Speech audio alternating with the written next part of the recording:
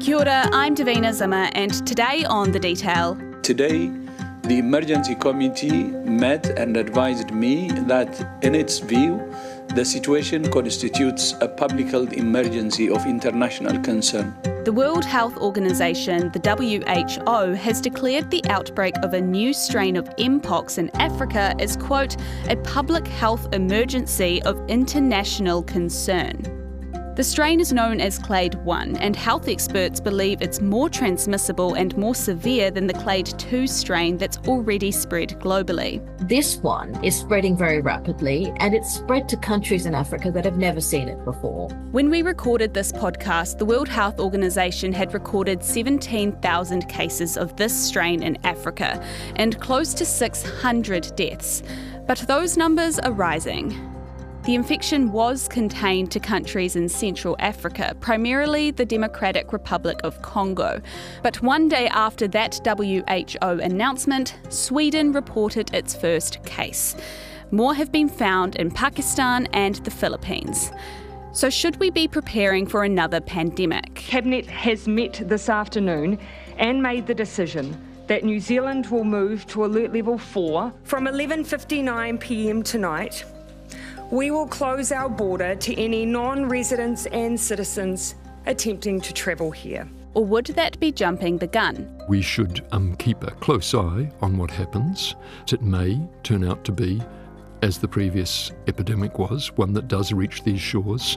It will take some time before it reaches these shores, most likely, and it won't be an overwhelming number of cases to begin with. Likely, public health efforts, hopefully assisted by vaccination in New Zealand, will bring it under control relatively quickly. That's Associate Professor Mark Thomas, an infectious disease expert from the University of Auckland. Later in the podcast, we'll hear his thoughts on the likelihood of this strain coming to Aotearoa and what the response here could look like. But first, what is Mpox? It's a virus infection that's closely related to smallpox. It's also similar to cowpox, which is not a common cause of disease in people, and a few other pox viruses as well. There's a mouse that gets a similar pox virus. There's a number of others. And so monkeypox or Mpox is a virus that is endemic, that means permanently established in Central Africa and also in West Africa. And from there it occasionally bursts out. So you've used the phrase monkeypox and Mpox interchangeably. Mm-hmm.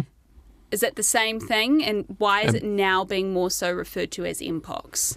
People feel that calling a disease that a person might suffer from monkeypox is a disparaging term, so that name, I think, is being phased out in favour of Mpox.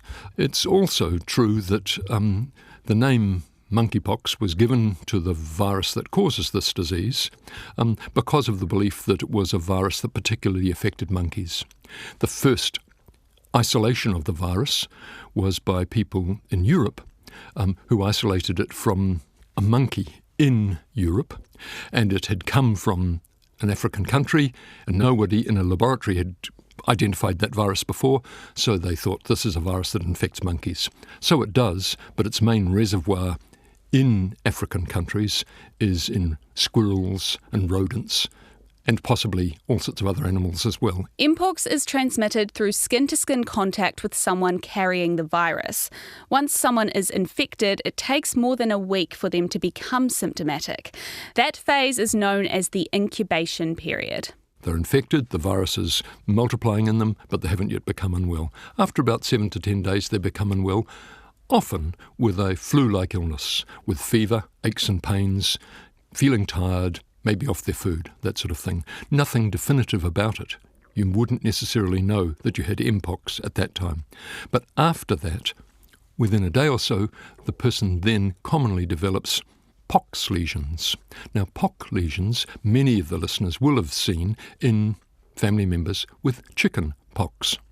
They are small red areas that enlarge in size, usually till they're about 3-4 millimetres across. Then they form a little blister that's got clear fluid inside it.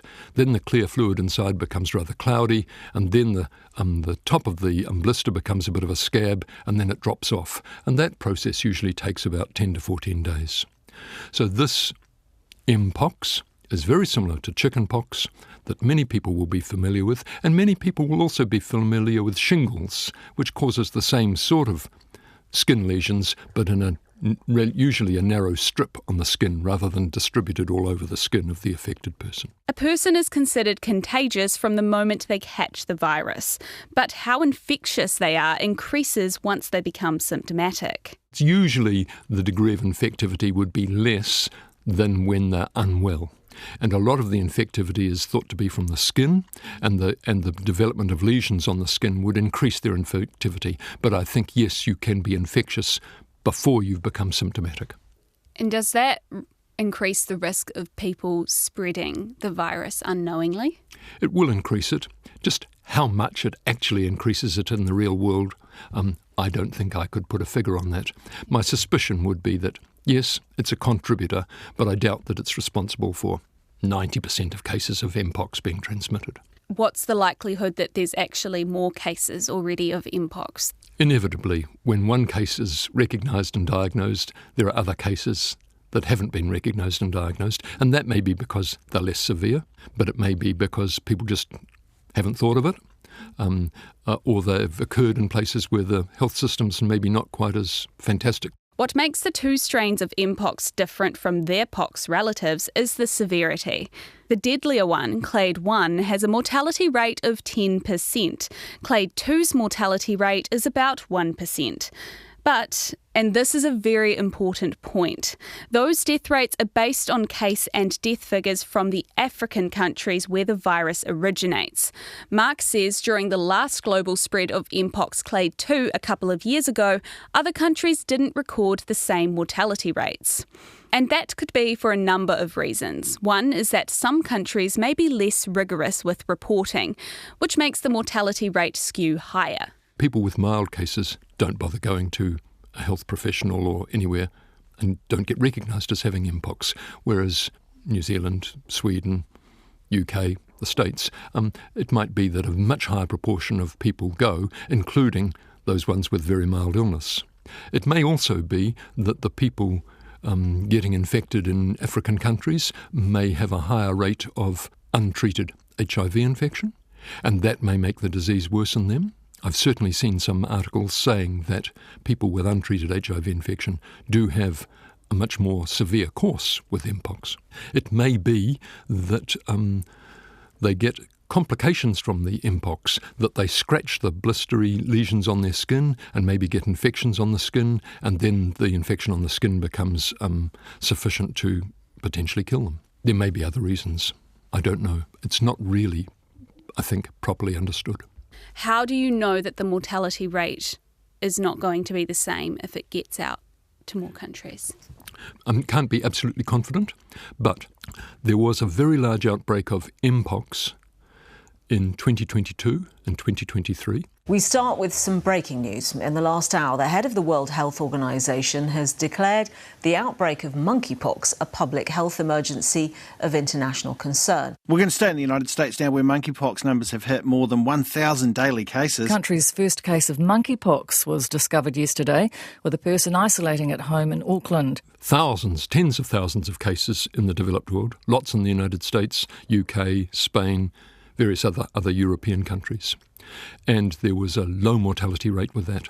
Now, that outbreak of Mpox was due to Mpox that originated from the other source in Africa of Mpox, which is West Africa. And in Africa, that strain of Mpox seems to have a mortality of about 1%. And that didn't occur with the huge outbreak that occurred across the developed countries in 2022-23. So, given that the mortality in the Western world from the West African strain of Mpox was less than it has been in Africa, it seems reasonable to assume that the mortality from the Central African strain of Mpox might also be less in the Western world. But these are two different strains, am I correct? The one that was in West Africa and the one that's in Central Africa. They are two different strains. The one in Central Africa is called Clade 1, and the one in West Africa is called Clade 2. Clade means like family, or, it's a clustering of related strains. Yeah? So the clade in Central Africa is clade 1, and that is the one that's, in Africa at least, much more severe than clade 2 in West Africa. Now, they've started saying, well, they think that the one in Central Africa, from being just clade 1, is now maybe clade 1A and clade 1B. And it seems as though it's clade 1B that is the one that's spreading widely at the moment, and it may be more transmissible and maybe more severe, so we're told, than what went before in Central Africa. But you and I wouldn't know the difference. If we saw 100 people with Mpox from West Africa and 100 people with Mpox from Central Africa, we wouldn't know the difference, but a person in a virus laboratory would be able to identify that one sort was caused by one sort of Mpox and the other one was caused by a different sort of Mpox. And so could it just be that one strain it's the strain that's more deadly and not necessarily the location that's causing the higher death rate? It could be, absolutely. There certainly is difference between the strains.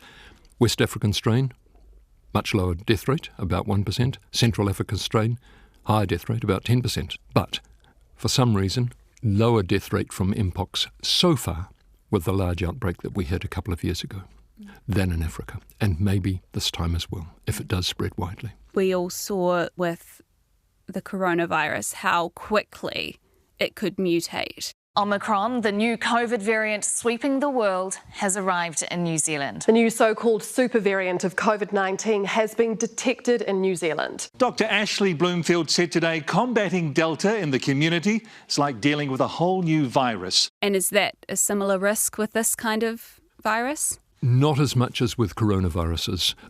This general cluster of pox viruses don't seem to evolve particularly quickly. Mpox may be a bit different from the other pox viruses, but they don't seem to mutate as fast as lots of other viruses do. Who's most at risk? Who's the most vulnerable? People with HIV infection who are not on treatment, and there'd be some of those in New Zealand, but not very many, and who have an immune system that's severely damaged by HIV, they seem to be very at risk. People also whose immune system is in a similar way not working as well as normal.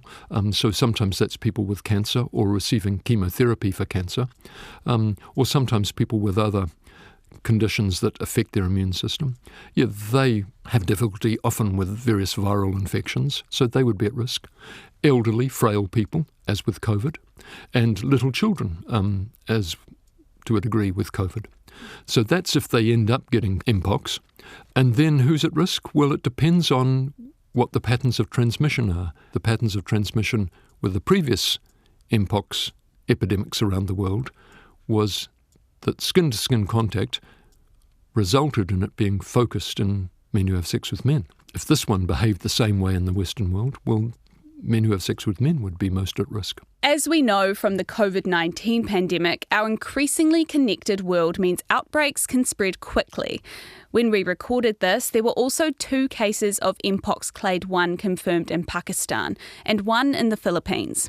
When Sweden registered its first case of the strain last Thursday, it was the only case known to their health officials, but more are expected to appear across other parts of Europe as well. This is a person that has been traveling in the areas where the clade 1 of Mpox is spreading.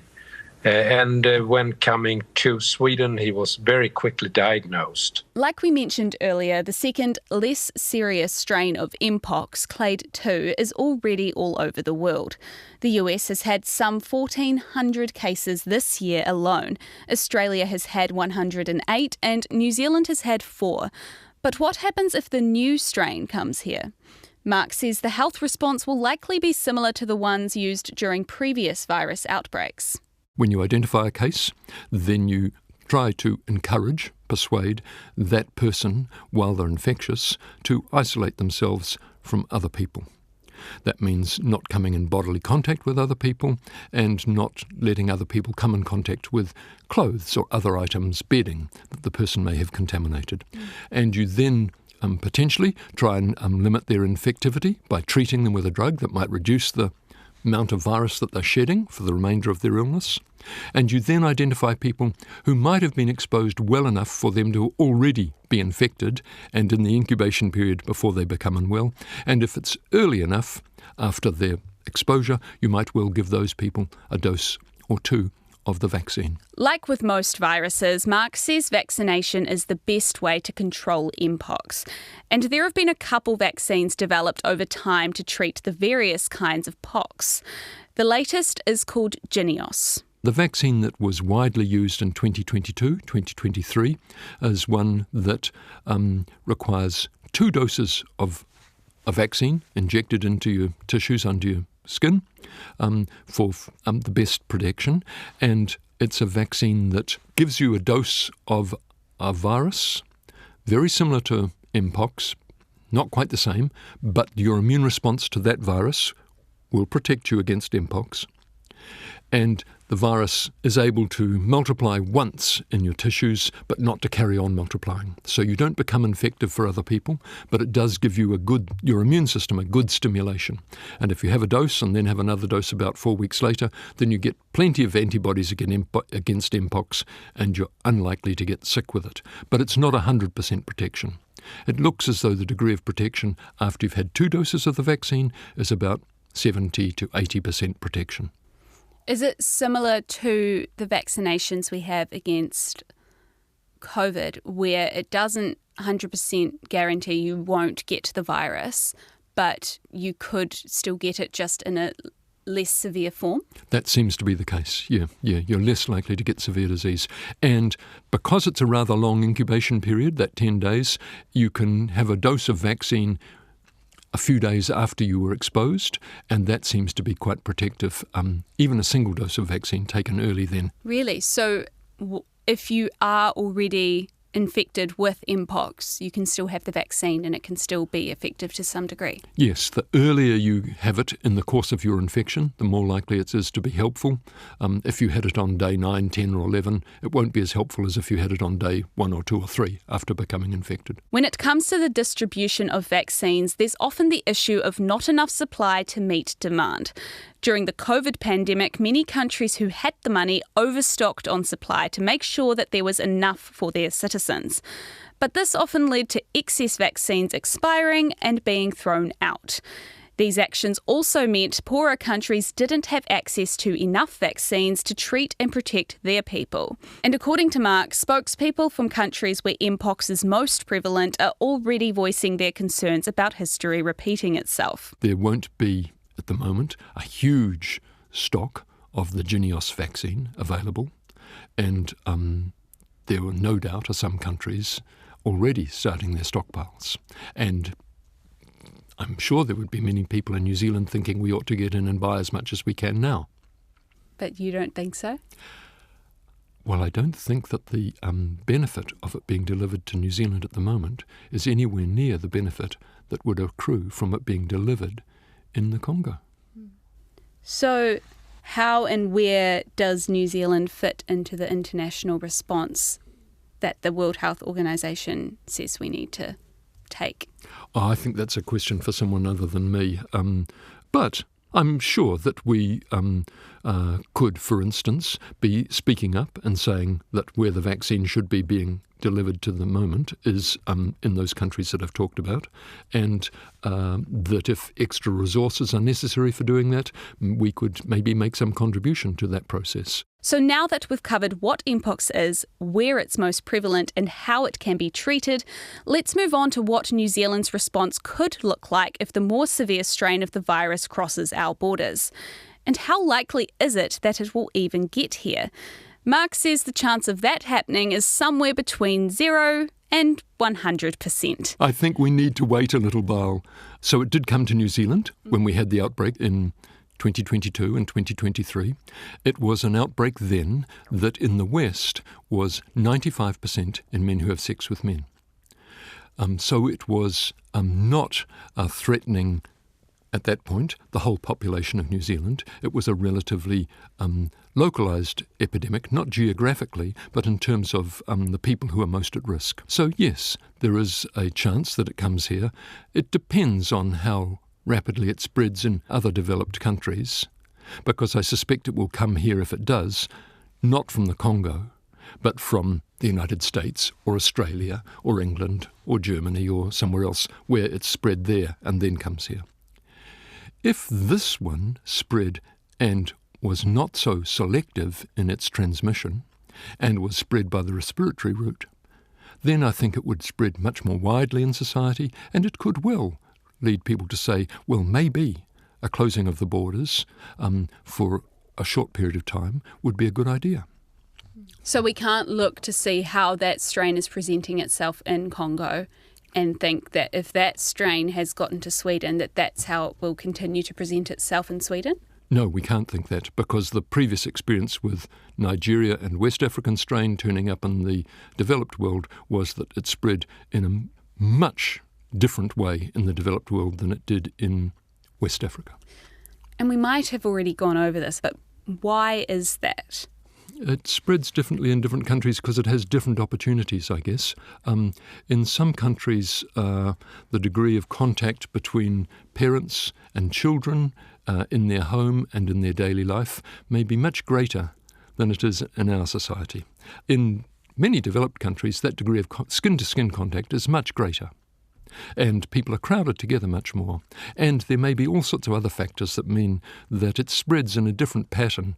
It might be that the amount of spread that's occurring in the Congo at present would be something similar to some of the spread that would occur in New Zealand, but that on top of that we might have another accentuated spread in other population groups. I guess in that sense, New Zealand can't really know how to respond until it enters our borders and we can see how it's evolving here? Yes, but past experience does tend to predict the future, and so I would be particularly concerned about an epidemic in New Zealand if it did happen, again focusing on men rather than on other population groups. So your message to New Zealanders regarding the Mpox virus? That we should keep a close eye on what happens, that it may turn out to be, as the previous epidemic was, one that does reach these shores, that it will take some time before it reaches these shores, most likely, and that it won't be an overwhelming number of cases to begin with, and that likely public health efforts, hopefully assisted by vaccination in New Zealand, will bring it under control relatively quickly. By that, I would think within a month or two. So you don't think that there is a risk of us having another full-blown COVID 2.0? No, I do not. No. But biology is full of surprises. Yeah, and if you were to ask me or 1,000 other infectious disease doctors around the world whether we thought that coronaviruses would cause a global pandemic, and you'd asked us in 2019, we would have said, not very likely. We had seen SARS and we'd seen MERS, and we knew about coronaviruses causing colds. So, yeah, surprises do happen. So time will tell. Time definitely tells.